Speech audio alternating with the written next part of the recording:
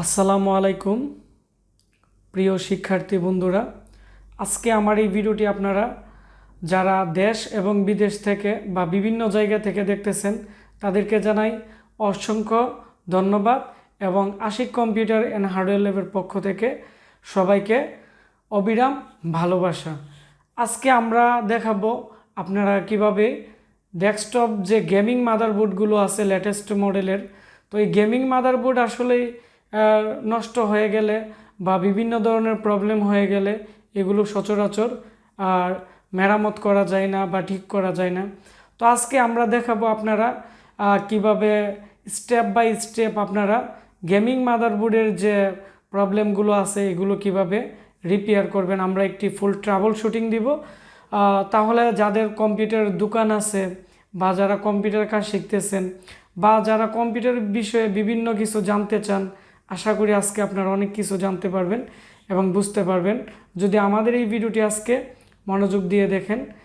আর এরকম ভিডিও আরও পেতে আমাদের এই চ্যানেলটি সাবস্ক্রাইব করে পাশে যে বেল আইকনটি আছে এটি অন করে দিবেন, তাহলে আমরা প্রতিনিয়ত আমাদের চ্যানেলে যখন ভিডিও আপলোড করি আপনারা সরাসরি পেয়ে যাবেন।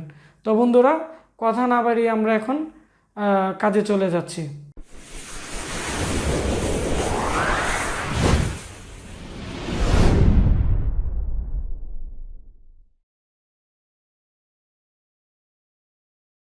প্রথমত আপনারা যারা মাদারবোর্ড রিপেয়ার করবেন, গেমিং মাদারবোর্ড বা বিভিন্ন ধরনের প্রবলেম থাকবে, যেমন no display, no power, restarting, এই ধরনের প্রবলেমে আপনারা যারা পিসিএইচ আর্কিটেকচার মাদারবোর্ড আছে এগুলোর মধ্যে পাবেন। পিসিএইচ আর্কিটেকচার হচ্ছে নর্থ ব্রিজ এবং সাউথ ব্রিজ দুইটি সমন্বয়ে যে চিপটি করে এটি হচ্ছে পিসিএইচ আর্কিটেকচার, এবং এই পিসিএইচ আর্কিটেকচারের উপরে ভিত্তি করেই এই মাদারবোর্ডের প্রত্যেকটা সেকশন তৈরি করা হয়েছে। তো এটি যেহেতু গেমিং মাদারবোর্ড, যদি নো ডিসপ্লে প্রবলেম থাকে প্রথমত আপনারা যে কাজটি করবেন এটি হচ্ছে সিএমওস ব্যাটারিটি আপনারা একটু উঠিয়ে নেবেন। উঠানোর পরে এখানে সিএলআর একটি জাম্পার আছে, তো সিএলআর জাম্পারটি বিভিন্ন জায়গায় থাকতে পারে, যেমন এখানের যে জাম্পারটি আছে এটি হচ্ছে এই সাইডে করছে, তো সিএলআর জাম্পার। তো এটি শর্ট করলে বায়োসে জনিত কোনো প্রবলেম থাকলে এটি অটোমেটিকই ফিক্স হয়ে যায় এবং বায়োস রিস্টোর হয়ে যায়। আর এটি করবেন হচ্ছে ব্যাটারি খুলে এবং কম্পিউটার বন্ধ অবস্থায় করবেন, এটি কিন্তু কখনোই অন অবস্থায় করবেন না। তারপর হচ্ছে র্যামটি খুলে মুছে আপনারা লাগাবেন, তাহলে ঠিক হয়ে যাবে। তারপরও যদি না হয় এখানে প্রত্যেকটা যে র্যাম স্লটের যে কানেক্টর আছে তো ওইগুলো আপনারা ভালোভাবে থিনার বা পেট্রোল দিয়ে ক্লিন করে আপনারা এগুলো করতে পারেন। তারপরেও যদি রিস্টার্টিং বা যে নো ডিসপ্লের প্রবলেম আছে এগুলো যদি না রিপেয়ার হয়, তারপরে পিনগুলো লেটেস্ট মাদারবোর্ডের বেশিরভাগই পিন প্রবলেম হয়ে যায়, পিন বাঁকা হয়ে যায় বা পিন অনেক সময় নিচের দিকে ধুলে পড়ে। তো এগুলো আপনারা এমআইডি 530 যে স্প্রে আছে এগুলো দিয়ে, এবং আপনারা যে মাইক্রো স্কোপ আছে, যেমন আমরা অনেক সময় আপনারা দেখতে পাচ্ছেন এটি হচ্ছে একটি মাইক্রোস্কোপ, তো মাইক্রোস্কোপের সাহায্যেও আপনারা পিনগুলো দেখে আপনারা এগুলো রিপেয়ার করতে পারবেন। যেমন আমরা আপনাদেরকে দেখাচ্ছি, তো এটি হচ্ছে আমাদের মাইক্রোস্কোপের মাধ্যমে আমরা প্রত্যেকটা পিন দেখে দেখে আমরা এগুলো সোজা করে দেই, যার ফলে এই ধরনের নো ডিসপ্লে এবং রিস্টার্টিং প্রবলেম হলে এগুলো অটোমেটিকই রিপেয়ার হয়ে যায়। তো এগুলো হচ্ছে বেসিক।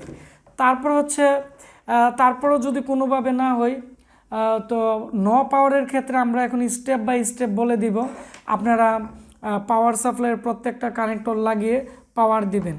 যদি পাওয়ার না আসে তখন যে কাজটি করতে হবে, এখানে বিআরএম সেকশন বা প্রসেসরের যে পিন আছে বা লাইন আছে এটি উঠিয়ে আবার পাওয়ার দিবেন। যদি পাওয়ার চলে আসে তাহলে বুঝতে পারবেন এই বিআরএম সেকশনে শর্ট আছে। তো বিআরএম সেকশনের শর্ট আপনারা মাল্টিমিটার দিয়েও আপনারা চেক করে নিতে পারবেন। কন্টিনিউটি মোডের মধ্যে ধরে আপনারা বডির মধ্যে ধরে, তো এই কানেক্টরের যেদিকে একটি লক আছে লম্বা লক, এর পাশের যতগুলো পিন আছে এগুলো হচ্ছে পজিটিভ, মানে 12 ভোল্টের লাইন, আর অপোজিট সাইডে যতগুলো লাইন আছে এগুলো হচ্ছে গ্রাউন্ড বা নেগেটিভ। তো আমরা এখন বডির মধ্যে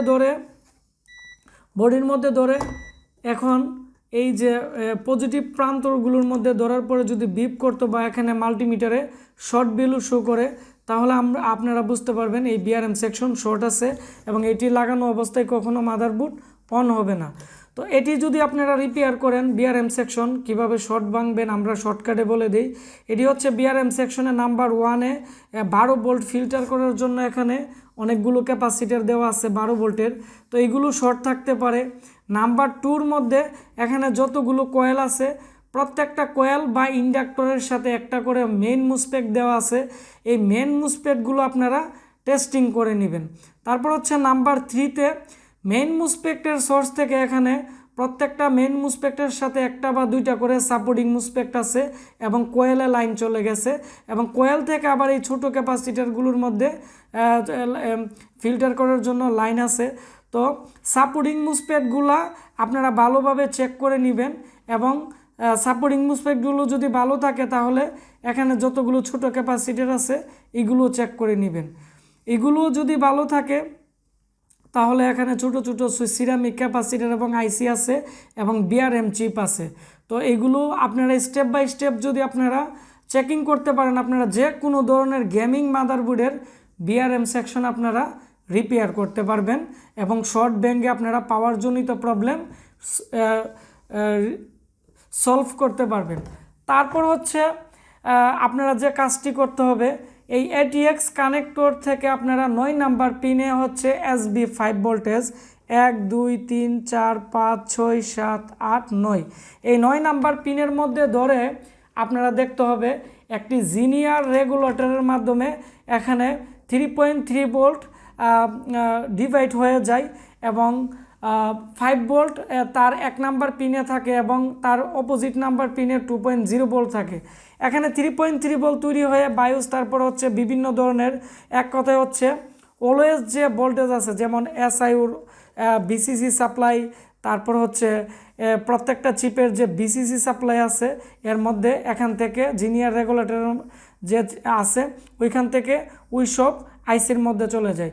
এখন এখানের এই পার্টসগুলো বা জিনিয়ার রেগুলেটর যদি সমস্যা হয় তাহলে তো SIর মধ্যে SIর বিসিসি সাপ্লাই যাবে না এবং SIও চালু হবে না এবং SIও যদি চালু না হয় মাদারবোর্ডে পাওয়ার আসবে না এবং মাদারবোর্ডের মধ্যে অলওয়েজ যে ভোল্টেজ আছে ওই অলওয়েজ ভোল্টেজগুলো আগে দেখতে হবে এবং অলওয়েজ ভোল্টেজটি এখানে SB 5 ভোল্ট যে অলওয়েজ আছে ওইখান থেকে যে রেগুলেটর আছে আমরা এখন কন্টিনিউটি দিয়ে দেখাবো যে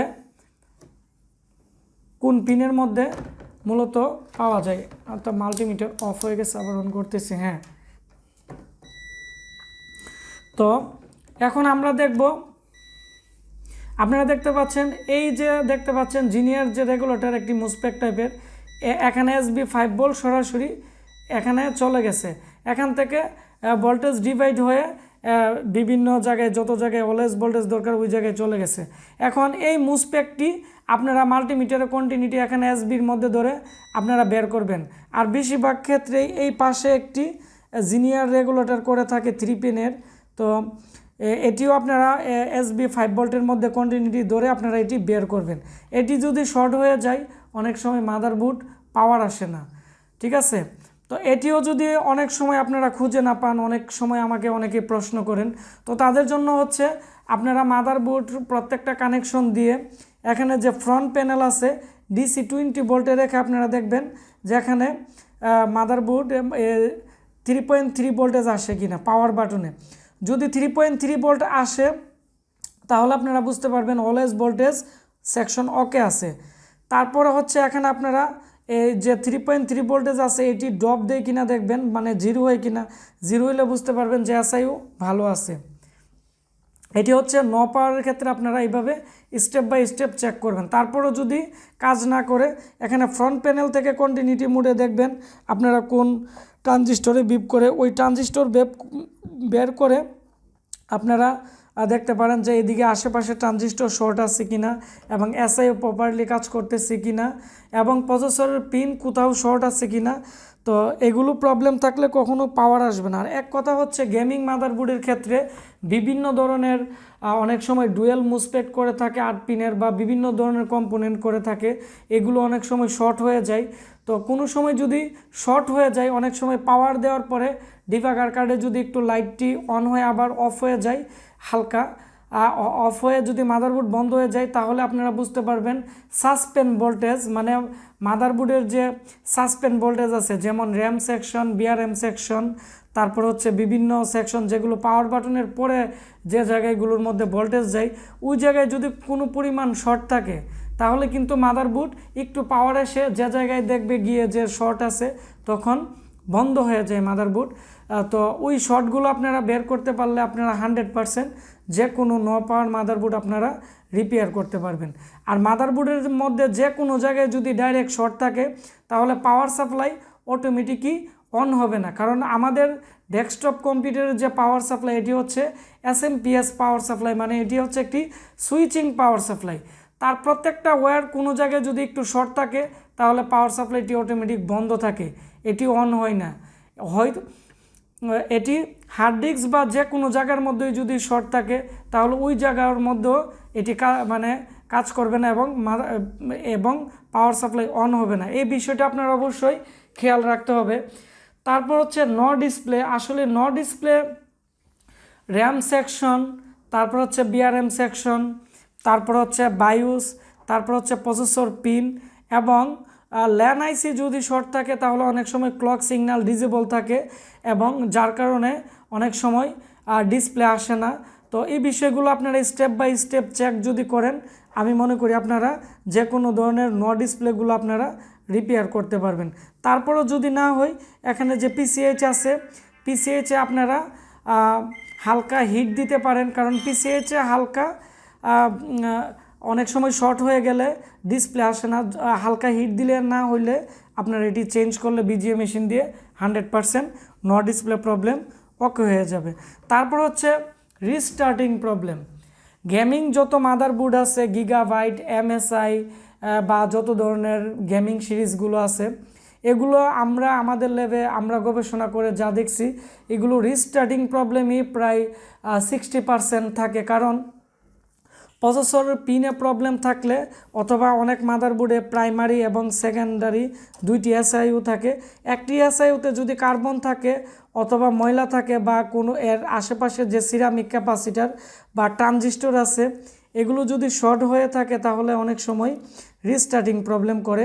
তাছাড়া অনেক গেমিং মাদারবোর্ডে যে পিসিএইচের যে ভোল্টেজ আছে 1.05 ভোল্টেজ, তারপর হচ্ছে 3.3 ভোল্টেজ, 1.8 PLL ভোল্টেজ, তো প্রত্যেকটা ভোল্টেজ মানে এই চিপের মধ্যে অনেকগুলো ভোল্টেজ থাকে এবং এই মাদারবোর্ডের বা গেমিং মাদারবোর্ডের যে প্রত্যেকটা চিপ আছে, প্রত্যেকটা চিপে কত কত ভোল্টেজ ঢুকে, আমরা অল আইসি চিপ ভোল্টেজ নিয়ে একটি ভিডিও দেওয়া আছে, আসলে এটি দেখলে আপনারা বুঝতে পারবেন। তো ওই ভোল্টেজগুলো যে ট্রিগার হয়, তো 61 বা 81 বা এই ধরনের গেমিং মাদারবোর্ড বা এর চেয়ে আরও আপডেট যত গেমিং মাদারবোর্ড আছে, এগুলোর মধ্যে সিএমওসের যে ব্যাটারির পাশে একটি আইসি থাকে 8 পিনের, বা অনেক মাদারবোর্ডে 10 পিনেরও থাকে। এটা হচ্ছে LM300 বা 300 এর আশেপাশে হতে পারে। তো এই আইসিটি যদি প্রবলেম হয়ে যায়, বেশিরভাগ ক্ষেত্রেই রিস্টার্টিং প্রবলেম করে। তাছাড়া সিএমওস ব্যাটারিতে অনেক সময় ভোল্টেজ মিসিং করলে আরটিসির যে বিসিসি সাপ্লাই আছে অ্যাকুরেটভাবে আসে না, এগুলোর কারণেও রিস্টার্টিং প্রবলেম আসে। এবং বায়োসে যদি কোনো প্রোগ্রাম মিস্টেক থাকে, তাও রিস্টার্টিং প্রবলেম করে। তো এগুলো নিয়ে আমরা আরও আমাদের লেভে নতুন গেমিং মাদারবোর্ড আসবে, এগুলো নিয়ে আমরা আরও নতুন নতুন ট্রাবল শুটিং দিব এবং ভিডিও দিব। এগুলো দেখলে আমি মনে করি যাদের দোকান আছে বা যারা কাজ শিখতে আগ্রহী, তারা অনেক কিছু শিখতে পারবেন। আমরা আমাদের কম্পিউটার লেভে যত ধরনের গেমিং মাদারবোর্ড এবং যত ধরনের ব্র্যান্ড পিসির মাদারবোর্ড যেগুলো রিপেয়ার করা যায় না বা যেগুলোর পার্টস অ্যাভেলেবেল পাওয়া যায় না, তো এগুলোর বিভিন্ন ধরনের ট্রাবল শুটিং ভিডিও দিব আমাদের এই চ্যানেলে। একটি ডেস্কটপ মাদারবোর্ড রিপেয়ার ট্রাবল শুটিংয়ের একটি প্লে লিস্ট আছে, এর মধ্যে আপনারা প্রতিনিয়ত মাদারবোর্ডের ট্রাবল শুটিংয়ের ভিডিও আপনারা পেয়ে যাবেন। আর আমার এই ভিডিওটি ভালো লেগে থাকলে ভিডিওটির নিচে একটি লাইক দিবেন, কমেন্টস করে আপনাদের মতামত জানাবেন যে আজকে আমাদের এই ভিডিওটি কেমন লাগছে, এবং আপনাদের কম্পিউটারে যে কোনো সমস্যা আপনারা কমেন্টসে লিখতে পারেন, আমি প্রত্যেকের কমেন্টস পড়ব। এবং আপনারা সবাই ভালো থাকবেন, আর অবশ্যই আজকের এই ভিডিওটি শেয়ার করে দিবেন, তাহলে যারা ডেস্কটপ মাদারবোর্ডের বিভিন্ন সেকশন সম্পর্কে আইডিয়া নেই বা বিভিন্ন ধরনের প্রবলেমে পড়ে আছে, তারা অনেক কিছু জানতে পারবে এবং অনেক সমস্যার সমাধান করতে পারবে। আপনারা সবাই ভালো থাকবেন, দেখা হচ্ছে আমাদের নতুন কোনো একটি ভিডিওতে। আল্লাহ হাফেজ।